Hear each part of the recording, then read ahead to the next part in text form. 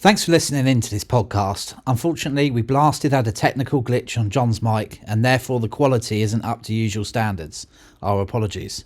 However, we still wanted to release this session because we believe it will be helpful. P.S. If you do get something out of this session, we'd be really grateful if you could hit that follow button, like and subscribe. Thanks a lot. Enjoy. So if I were to make a friend from scratch now, I'd find that very difficult. And you're looking for perhaps a few deeper friendships. Yeah. So how do you move from acquaintance to deeper friendship? Yeah. If you're putting in 80 or 90% of the effort, that's not a mutual friendship. Yeah, so do you feel that I'm not interested in you? Not as interested as I'm in you. So I guess if people was listening to this feeling a bit sort of lonely or whatever, what steps would be good for them to take in order to make new friends, make new contacts, reach out to people? Hi everyone, welcome back. We haven't met for a while, so apologies if you've been waiting for a podcast, but if you haven't seen one, we're going to do some audio podcasts for the time being, and on this today we're going to talk about the topic of friendship and see where it goes. So, hi Gary, how are you? Yeah, good John. Yeah, it's been a while, hasn't it? Yeah. That's been like a few months. You've had a baby and stuff. So yeah, we got a 1-month-year-old. Yeah. Good, yeah. No, good stuff. No, that's cool. How are you finding that? Tiring. And good. But they at this stage they don't give you a huge amount back. No, so like you're mainly in the tired stage, and then in terms of what she does is like that stereotypical poo, cry, eat, sleep, poo, cry, eat, sleep. Yeah. Like she's not offering much more than that. Apart from you get good cuddles, didn't you, from babies at that stage. Yeah. What is funny, I don't know whether you used to do this, I found that like Olivia herself can get me out of doing jobs. Right, yeah. So if she's tired and she's laying on me and she's asleep, that would get me out of doing chores and stuff because I'm like, I can't, I've got Olivia. Yeah. So sometimes I like use her as an excuse to not do stuff. Yeah. But it's been going well. Yeah. Cool, excellent. Yeah, so I thought we'd talk about friendships. We sort of were chatting about it a while back about it, not on the podcast but elsewhere. So I thought maybe to just explore the topic of friendships because I don't feel like I'm great at making friends generally, for whatever reason. I'm not sure why. And I know you are better at it than me, that's for sure. So I was just thought maybe to just bounce around a few ideas on that topic. Yeah, I mean, have you always felt it fairly easy to make friends? No, I don't think so. And like, if I thought, how do I make a friend now? So if I were to make a friend from scratch now, I'd find that very difficult or potentially like overwhelming, or I don't want to. I've reached a stage in my life where I don't want to make more friends. And I think the older you get, I don't know if it's the same for you, like I get a bit more grumpy, stuck in my ways a bit more, don't want to put the energy into making friendships. Whereas I think when I was younger, so probably at the time in my life when I was best at making new friendships was probably my early 20s. And sometimes I just kind of fell into those friendships through hobbies that I did mainly. So I would say easily 3/4 of my friends have come through the avenue of football. Like easily that amount. Yeah. Oh, that's cool, or maybe through church. But not quite so much church, mainly football. So I think that like to have something in common with someone makes it a bit more relaxing to create a bit easier. It's not as stressful and it takes some of the social anxiety away of creating a friendship. Yeah, exactly. Yeah, no, that's right. Yeah, no, it's. I mean, I was always fairly good when I was younger as well, to be honest. Yeah, in my sort of 20s, I was always in fact, nightly, on a daily basis, I was hanging out with friends. That's actually how I sort of met my wife, really. So it's I was always pretty good at it. But certainly when I sort of got married and started having kids, it almost extracts you away from sort of social it has extracted me away from other social sort of circles and stuff where I don't really socialise anymore. Yeah, so if you listen to what you're saying there, like, it's slightly different to what you said at the beginning. So at the beginning, you kind of were quite down on yourself, almost saying that I'm not very good at kind of creating friends, and you are, Gary. But as you allowed yourself to speak about it then, it felt like you took more of the tone of, actually, I was good at it. Yeah. But external circumstances, like other things in my life that have come into my life now mean that I'm not going to so many social events or rubbing shoulders with people, or it's more about your family now. Yeah, that's right. Yeah, because I think when you're single, you just have all the time where you actually proactively need to see people. And there's nothing else you can do, really. So you sort of have to do it unless you just want to sit in your room all day on your own, which I certainly didn't want to do. So I guess I was better at it then. But yeah, I saw it with my friends even back then. Like when you sort of get in a relationship, it sort of pulls you away from other friendships and stuff, which is just one of those things. I think it just feels like I don't have many friends now, which I find quite hard because I want to have friends, but I don't feel like I'm very good at connecting with people. Even though I've learned some of these principles about sort of being vulnerable and sort of lowering your mask and things like that. I know all that plays into sort of building good, strong friendships. But equally, I guess my circle doesn't feel like I'm exposed to many people at the moment, which I find quite challenging, and I think other people are probably in the same boat, hence why I think it's probably an interesting topic. Yeah. I've heard it said, I don't know if you have, that because as you were speaking then, I was thinking, is Jon saying, I want more friends, or not, in terms of, like, you know that saying that you should be able to count your close friends on one hand? Yeah. So are you looking for more friendships? Because in my head, I don't know whether this is like scientifically true, but it feels like it is. Like, the more friends that you have, the less depth you can get. Yeah. And then the fewer friends you have, the more depth you can get with those friends. I think that stands to reason that that's probably true, isn't it? Yeah. So if you've got 5 friends only, you're much more likely to have deeper friendships with them than someone who's got 500 friends, because they can't keep the depth of those 500 relationships going. Yeah, so it ends up for the people who've got 500 friends, it's a lot more surface level relationships. Yeah. Which, I mean, I'd say I've got those types of friends, really. Like, I go to church, so I've got quite a few people in church, but really I wouldn't say they're great friends. They're more on the line of acquaintances, sort of slash friends, sort of. So you've got more of the more acquaintances, but without the depth, and you're looking for perhaps a few deeper friendships. Yeah. So how do you move from acquaintance to deeper friendship? That's right. I guess that's the question I'm asking, and I think it came from because you sort of ranked me as I'm in your top 30 friends, which is. I wonder whether that hurt you. Actually, I've reflected on that since. I mean, just to be flat and honest, yes, it did. Like it did. I don't think it hurt me at the time necessarily. Because when you said it originally, I thought, 30 is pretty good, really. Because there's quite a few people in the church and stuff. That's it. When I thought about it, I think because you're my only sort of person I contact, because I work remotely as well from home, so I don't go into an office or anything like that. So I'm not seeing anyone. So I'm literally in it, like on my own constantly, other than my family.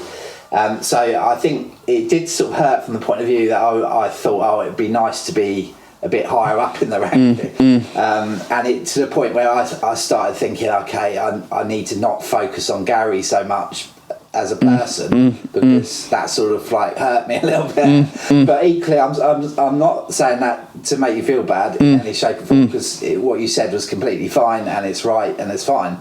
But equally, that is just where I'm at, I guess. And I'm also not asking you to now rank me higher up. Yeah. I hear what you're saying. It's almost like it highlights. I think we had the conversation around.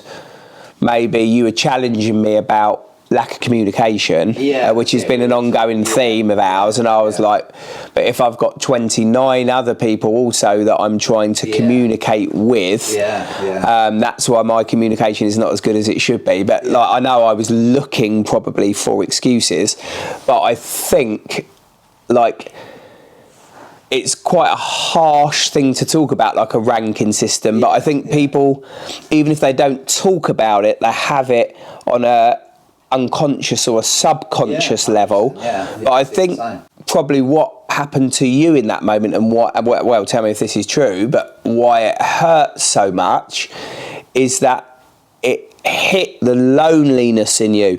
So if you had 29 other deeper friendships than me, you wouldn't have been bothered, because it would have felt like at that point an equal exchange. Oh, okay, Gary, you feel similar to me too, but because it hit the loneliness, that's why it became so painful. That's right.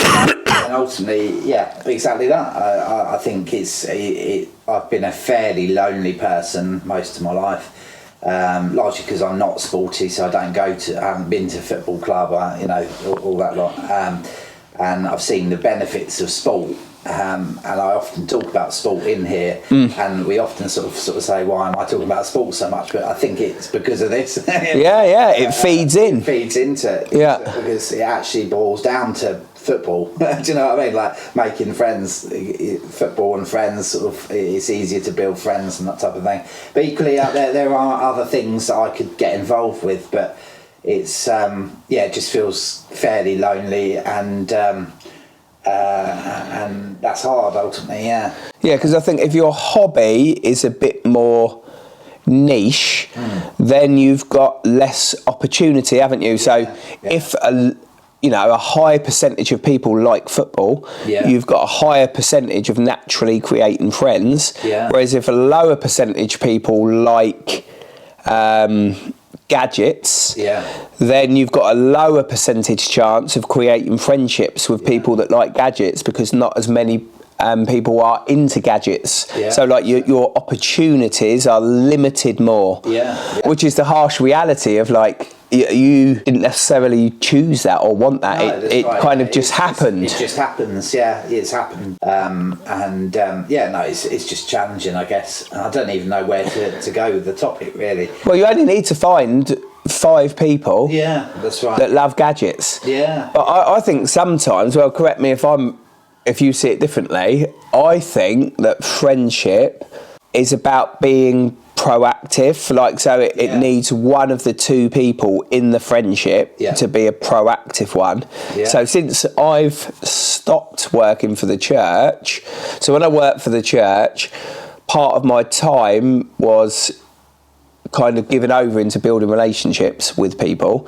And since I stopped working for the church and I've had to commit to counselling, I've lost loads of those friendships because I can't commit the time to it, and I realised I was the proactive one in the friendship. That's right. That's a good point. In fact, I wrote that on my notes. It's a 2-way street, isn't it? Friendship. And I think often with me, what's happened is over the past, I've had some really intense, really good friends for quite intense short bursts. And then for whatever reason they've moved away, or I've moved away, or something's happened and we've sort of lost contact, and I've tried to sort of say how are you every so often, and they often just don't reply and things like that. It's just and it's like, so then you start to think, is there something wrong with me, is the way your head goes, and I do wonder whether there's something wrong with me in that I've got a lot of fear, so like when I go into a social environment, I want to just be quiet, and I'm scared of talking almost to so I don't look stupid and things like that. And that's just the reality of it. And of course, that sort of is a huge factor as well into it all. But yeah, I think what I'm seeking as well is like a two-way thing, like, because often it feels like I'm trying to reach out for friends, but there's no reciprocation of it. There's no sort of proactive coming my way. Yeah, which means it's not a mutual equal friendship, is it? Right, If you're putting in 80 or 90% of the effort, that's not a mutual friendship. No, that's it. Yeah. Like, I remember, this was, I don't know, I think it's like 13 years ago now, my dad died, and it made me reflect on all of my friendships, and it made me realise that in a lot of them I was asking how other people were doing, wondering how their life was, or listening to their stories, but no one was asking me how I was doing in the death of my dad. So I was thinking, oh my God, like, are all my friendships about me putting effort in? And are people not putting effort in back with me? And that was a really disturbing thought. And like, when I finished working for the church, I almost tested friendships by not getting in touch with people. And they actually didn't get back in touch with me. And I was like, and as I said to you, like, I lost loads of friends. But also, I think, like, the process of life, friendships end. And we're not good at letting friendships end, and then you also get new friendships. So if I think, who am I friends with now in terms of primary school? No one. That's right. Secondary school, no one. No one. Even your best friends back then. So like, friendships do change and they do end, and you've almost got to allow them to, haven't you? That's it. I think I've always been pretty good. If I'm consistently in a location making friends, then it's not too bad. But if I'm not consistently in a location, it's very hard. So if people move away, or if you move away, that's almost like a natural ending to a friendship, isn't it? Especially if both people are not particularly proactive, or if one is but they're not getting any response back, it then kind of the friendship peters out. That's it. No, it's just a fascinating topic, isn't it, really? But so with your current friends, do you find that they're mutually proactive with you? Probably only. So the amount of friends I've got now, I would say shrinking all the time. So I've got a number of, like you said, like these acquaintances, like hundreds, because we're in a church that have hundreds of people. So, and then I've been around the area for a long time, so I played lots of sports, so lots of these acquaintances. But my friendship group, because I'm not proactive in my friendships, is shrinking all the time. Is that you're not proactive? I'm not proactive. So you don't really say, "Oh, do you want to meet up?" Or... Not really. No. So why would you say that? Is that because of tiredness, or? Tiredness. Spending time with my own family. And then habits. So I have habits of playing football, or habits of playing golf, and then there's a few friends that are connected to those things. But like, in terms of, if I look through my phone and tried to see the last time I said to someone, do you want to go to the pub for a drink? There's one particular person that I can think of who is probably one of my best friends, where I do that with, and he also does that with me. But apart from that one person, I'll probably have to go back like 6 months. Easily. That's it. And how often do you get that incoming yourself, as in like in people inviting you for a drink?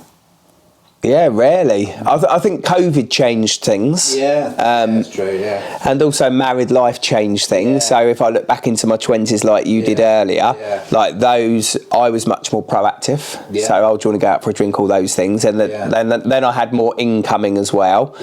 But when you get into families and work and pressure, like in the week is pretty much written off, isn't it? Like, you get up early, you have your work day. If you've got kids, you get back, you put them to bed and whatever, and then you don't even want to go out anyway. anyway. Right, yeah. So then that only leaves the weekends as available time. Yeah. And then sometimes you want to do social stuff with your family because they're the people you feel most comfortable with. Yeah. And every friendship, there's a bit of effort that you have to put in and a bit of social awkwardness and stuff that you feel. Yeah.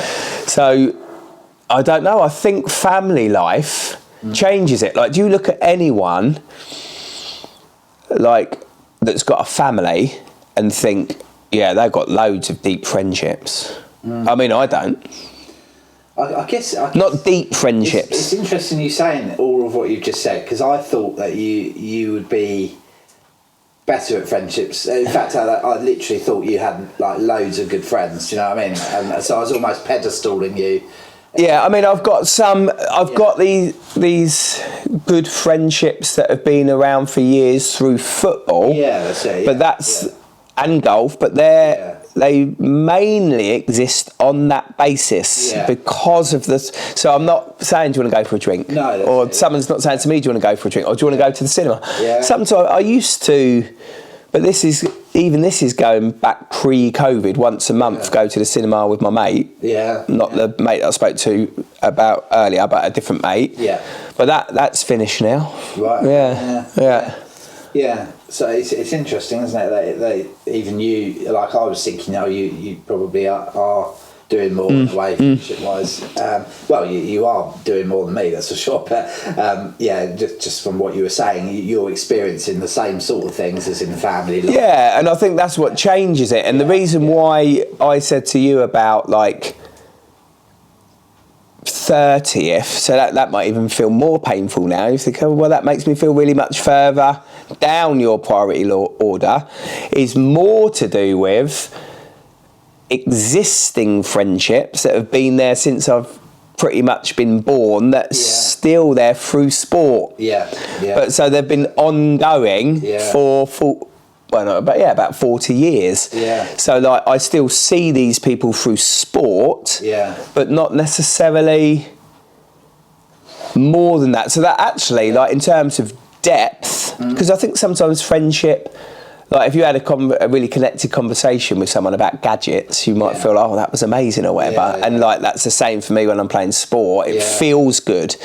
So that feel good feeling, that is why kind of I spoke about you being 30th, because some of our conversations to me don't feel good. They're difficult. They're difficult conversations to have. Exactly. So, like, if I said to you want to just relax, don't you? That's it. Like, if I think of friends, I just want to hang out, be myself. Yeah, that's it, and relax. TV, do what you want, not have like pressure. Yeah. So, if you said to me, Gary, how much depth have we got? That's a completely different question. So for me, I'd be like, well, that's in the top 2 or 3, because we've got a lot of depth. But some of the things we talk about, like if we re-listen to some of our podcasts and stuff, they're difficult subjects. So sometimes in the subject review, I want to do it, but I'm feeling uncomfortable with my own anger, or I'm feeling comfortable with the mask, uncomfortable with the mask I'm wearing, or the boomerang feelings that I'm chucking out to people. So they're difficult. Even though I feel connected to you and we've got a relationship of depth, it's an uncomfortable feeling. Like I'd rather be playing football. Yeah, exactly, which I can't. Or be playing golf. Yeah, that's right. Yeah, no, that's it. And I think it just, but it does go back to this loneliness thing, really, like where I think I've just got that desire to fill that hole, and I think a lot of people do. Someone was telling me they feel like they haven't got any friends recently and stuff like that. And it's just interesting, isn't it, how we all go into these isolated things. I mean, we've been trying to invite people round, and then for whatever reason it gets cancelled because something comes up their end or whatever, and then they don't sort of initiate much, and it's just odd, really. Yeah, and that you could apply that to kind of, you invited us round to come round with our family, and we came round, and there's not been an invitation back. Obviously I'm not saying that, but that's the reality, though, isn't it? Because I guess, I mean, if we'd been really brutal, in that, I thought, okay, so I just because you hadn't. Well, I just got the vibe when you were there that, okay, we're not connecting quite the way I thought we might connect, and therefore I bet you we don't get invited back, and you haven't yet invited us back, which is completely fine. And I'm not saying you should, but it's just then so in my head I just sort of think to myself, oh,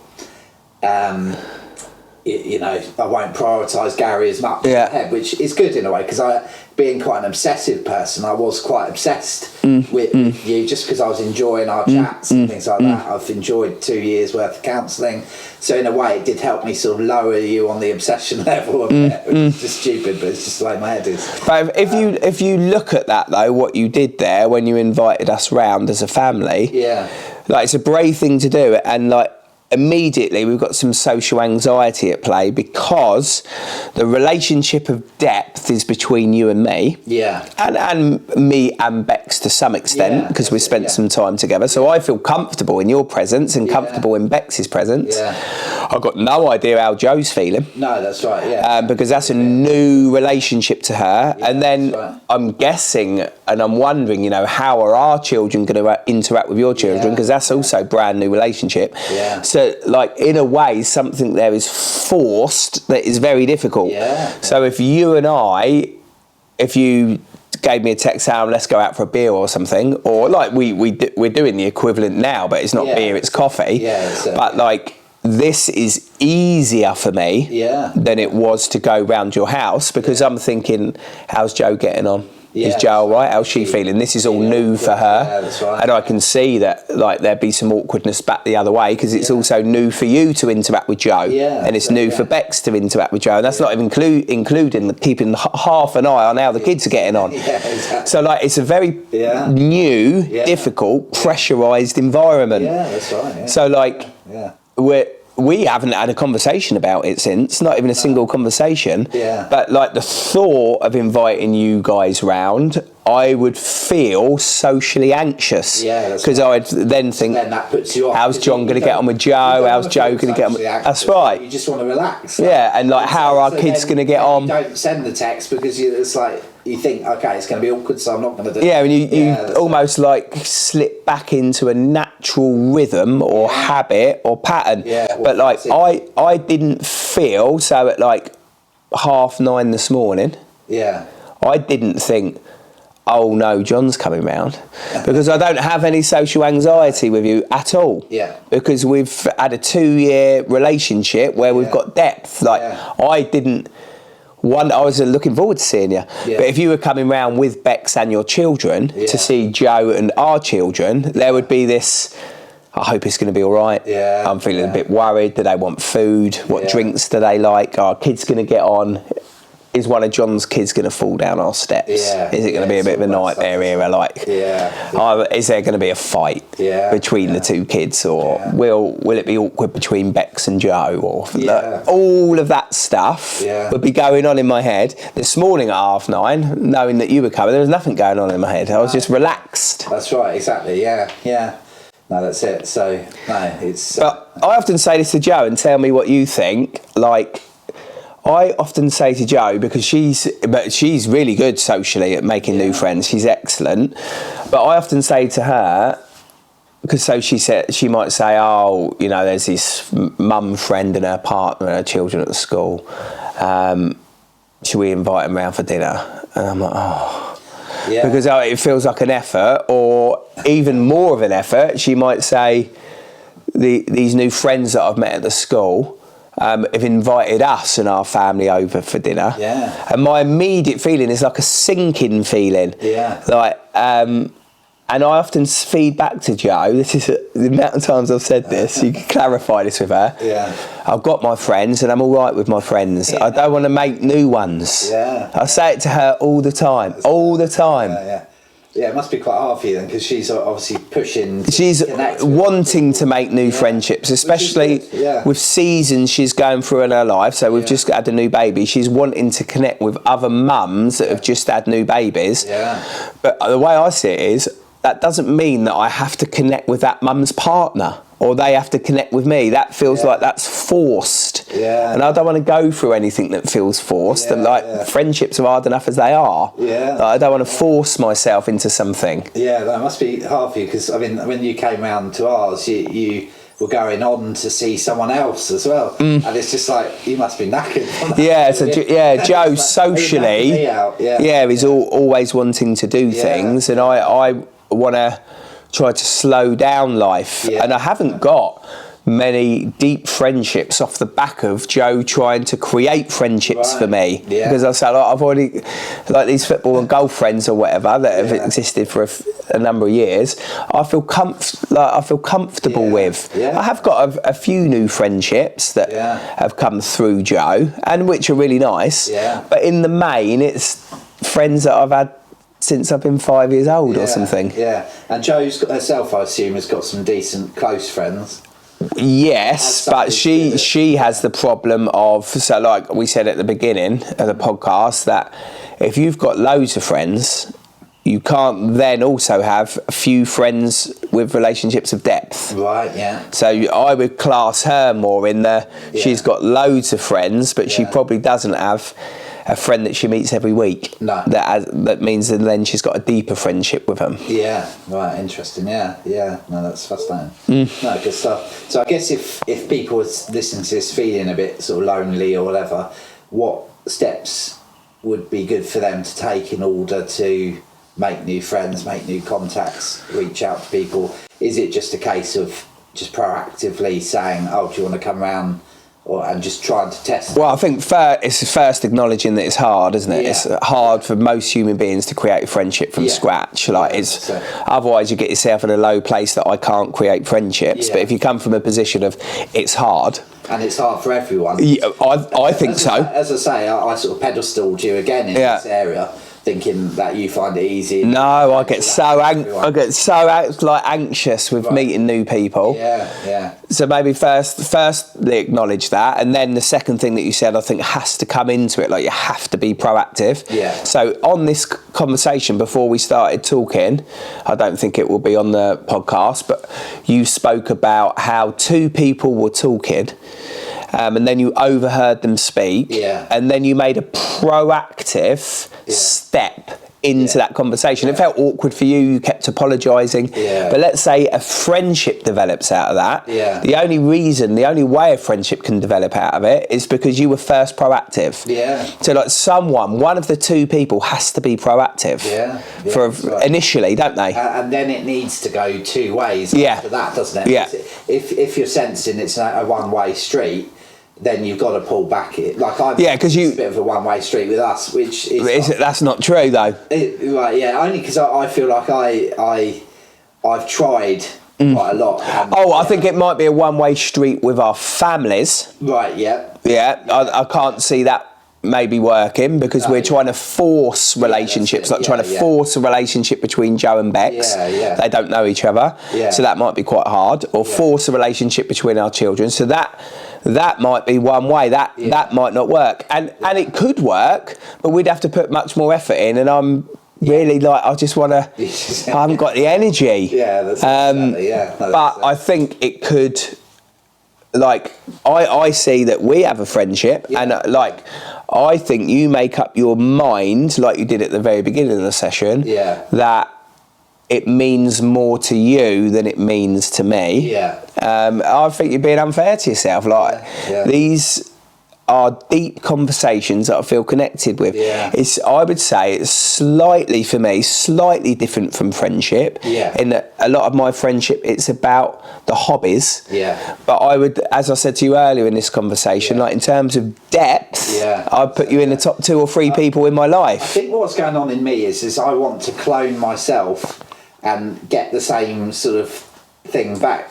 So what are you wanting? What are you wanting to get back? I guess just a bit of interest in me. So do you feel that I'm not interested in you? Not as interested as I'm in you. But I think hearing that you're like that with everyone is helpful, because I now know it's not just me. Because I sort of guess I don't like myself very much, so I'm continually thinking people hate me. So that's the boomerang, isn't it? Tape player, the boomerang, and the tape player in my head is saying people don't like you, they don't want to spend time with you. So when I'm not getting much back from you, I'm thinking, okay, Gary must not want us. I'd challenge that thought though. I would say that I'm more interested in you than you are in me, because if you go through all of the recordings we've ever made, I'm listening to you more than you're listening to me. So you're talking about outside interaction, the occasional text, or do you want to come round as a family, or like, I think you're being unfair to me in this moment, because I think if you listen to all of our recordings, I'm much more interested in you than you are in me. You're not exploring my life or my feelings, or you might walk into my house and say, how's Olivia, or how's your life, and then the conversation's over. But you're not like exploring the depths of my being. It's very true, and I'm seeing it from my point of view, selfish sort of point of view. So you're completely right. You are interested, but again, it's just these wrong voices in my head that are telling me you're not, and things like that. But if you listen, to the very first counselling session we ever had, all the way through up until now, you cannot say that I'm not interested in your life. It's not true. You saying that is completely right. You are more concerned about me than I am about you, just generally. But I mean, partly it's because it's your job, but equally, fundamentally... but we've been doing this now where you haven't been paying me for ages. If anything, I've been paying you. But it's still, the level of my interest is still remain the same. If you listen to those recordings and all these different podcasts we've done on different subjects, at that point you're not paying me anymore. But you would see that I'm much more engaged in your life still than you are in mine. Exactly, it's very true, so that's you're completely right. So apologies. You've almost tricked you've tricked your mind to think something because you've got such a low view of yourself. Low self-esteem has caused me to think negatively about you, which again is the boomerang really, and just completely false and unfair on you really. So apologies for that. But I would say you're more proactive in terms of things outside of this room. So like you've got that part of it. So when we've been trying to do this joint diet thing, or you've invited our family round, like you're seeking, you're more proactive in seeking a friendship outside of this room.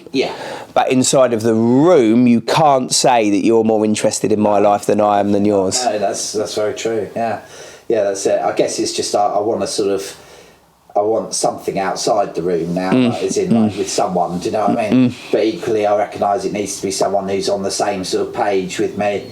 Like it's a silly thing, but we had a painter and decorator come, and we clicked quite well. And it just sort of annoys me. It's sort of like a professional context, because I sort of think, it'd be nice to make a friend out of him. But equally it's like a professional thing, and I did text him a couple of times afterwards just to see, and he hasn't replied. But obviously, it's that professional sort of client stuff. It's just a desire to sort of have something outside the room now, really, with someone. So it's. But then I think that directs you back into your hobbies. So if you said to me, Gary, okay, how do I get some friendships outside of the room, as it were, outside the professional relationship, like how do I get friendships? I'd say through your hobby. It's the same for me. Like I haven't really got many friendships outside of football or golf. No, that's it. So I just checked the time, but I mean, what I was also thinking really is you need. I've heard someone say that you need a passport to someone's life, almost like. And I guess what I want to do is sort of switch flick a switch and sort of become friends with someone overnight without any effort.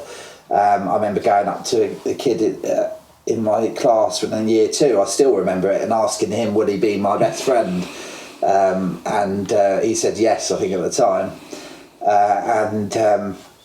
and it's almost like I've still got that, where I just want to say, let us become friends now, we are now friends, but it's a slow sort of working into each other's lives, isn't it, over time? That's important. 100%, so if you've took note of what I said earlier on in the session, for me, like my closest or best friends I've known for 40 years. Yeah, that's right, exactly. So it's important to just slowly build friends, and it's not going to happen overnight. And it doesn't mean I'm not saying I'm an amazing human being, but it doesn't mean let's say that you were placed at 30, and it was probably unfair of me to verbalise that, because that probably hurt you, and that probably wasn't fair of me.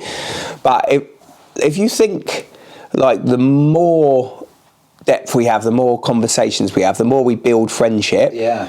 Well, there's no reason why that wouldn't go like 29, 28, 27, exactly, 26, yeah. 25, 24, 23, 20. Do you know what I mean? Yeah, And some of these other friendships, where I said to you earlier, since I've stopped working for the church and realised that I was the one that's being proactive and that nothing's coming back now, they're going in the opposite direction for me. So,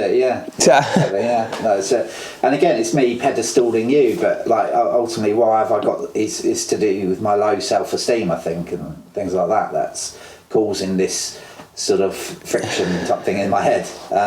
So I apologise for being so blunt and vulnerable and stuff, but it's... No, I think this is what these are about. I think we might reflect on this, I think, as quite a groundbreaking, not just for what people might hear, but for our connection. I think it's a good thing. Yeah, no, that's it. This conversation's been a good thing. Yeah, no, well done. Yeah, no, thank you very much. Appreciate it. So. Yeah, and thank you for your vulnerability and honesty. No, that's good. Yeah, well, that was great. Thanks very much, Gary. Thanks ever so much for listening in. We hope you got something out this session. If you did, please do remember to hit the like, the follow and the subscribe button, depending on the platform you're on. Thanks a lot. Bye for now.